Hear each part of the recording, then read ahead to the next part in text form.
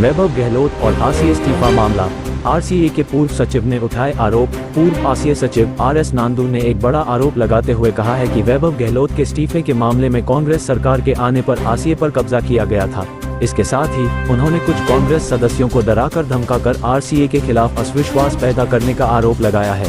नांदू ने कहा, हमने 5 सालों तक संघर्ष किया, लेकिन वैभव गहलोत ने 5 मिनट भी नहीं किया। आईपीएल सिर्फ सरकार के हित में है और हम मिलकर काम करेंगे। आरसीए के पूर्व सचिव ने औरत संरक्षण एवं समाज कल्याण मंत्री वैभव गहलोत पर कई गंभीर आरोप भी उठाए हैं। उनका कहना है कि गहलोत ने कार्यकाल में कई क्रिकेट संघों पर भेदभाव के साथ काम किया और आईपीएल का उद्दीपन करने का सरकार का मकसद है। आप देख रहे हैं इंडिया दस्तक न्यूज। ये रिपोर्ट है हमारे संवाददाता मोहम्मद नफीस की। जिस तरीके से राजस्थान क्रिकेट संघ पर कांग्रेस सरकार आने पर कब्जा किया गया था, गलत तरीके से जिला संघों में आप एडहॉक कमेटियां बनवाई, प्रेशर पॉलिटिक्स किया गया, जिला क्रिकेट संघ को डराया धमकाया गया, उसका दुष्परिणाम तो आना ही था। और सबसे बड़ी बात है, 2 दिन से हम यहाँ इस शहर में हैं और हम सुन रहे हैं कुछ कांग्रेस ही उनके खिलाफ अविश्वास प्रस्ताव लाने के लिए आतुर है। वो पत्र हमारे तक आया नहीं, हमने मार्केट में सुना उनके खिलाफ अविश्वास प्रस्ताव लाया जा रहा है, अविश्वास प्रस्ताव लाया जा रहा है, और अंत में उन्हें इस्तीफा देकर के जाना पड़ा। तो कहने का तात्पर्य है, जिन लोगों के भरोसे उन्होंने राजनीति की, वही समय आने पर उनका साथ छोड़ गए तो उनको इस्तीफा देना ही था। हमने 5 साल संघर्ष किया, वो 5 मिनट ही संघर्ष नहीं कर पाए।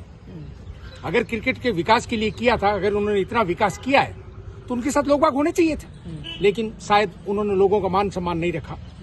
उनके आत्मसम्मान को कहीं न कहीं उनके साथ जो लोग बाग थे उनको ठेस पहुंचाई होगी, इसलिए अंततः उनको इस्तीफा देकर के जाना पड़ा। किससे अध्यक्ष चुनेंगे अब आप?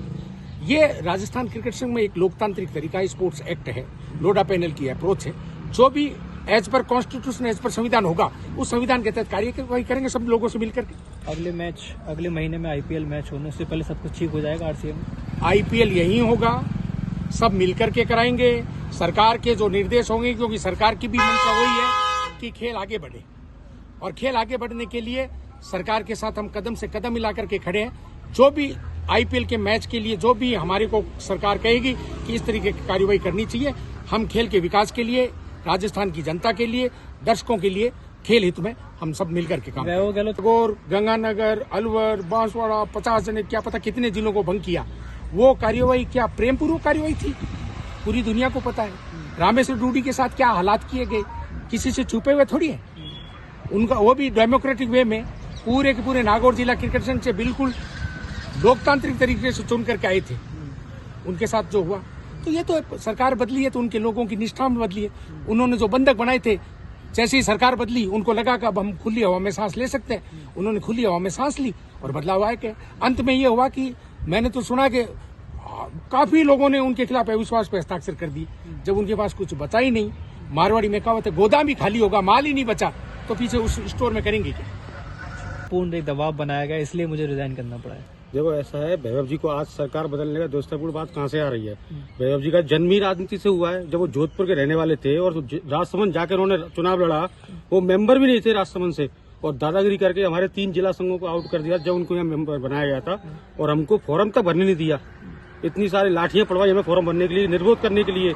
आज उनको राजनीति याद आ रही है इसमें खेल में। एक्चुअली क्या है, उनसे जिला संघ नाराज हो गए उनकी तानाशाही रवैया से, और उन्होंने सारे जिलों में कांग्रेसी बैठा दिए।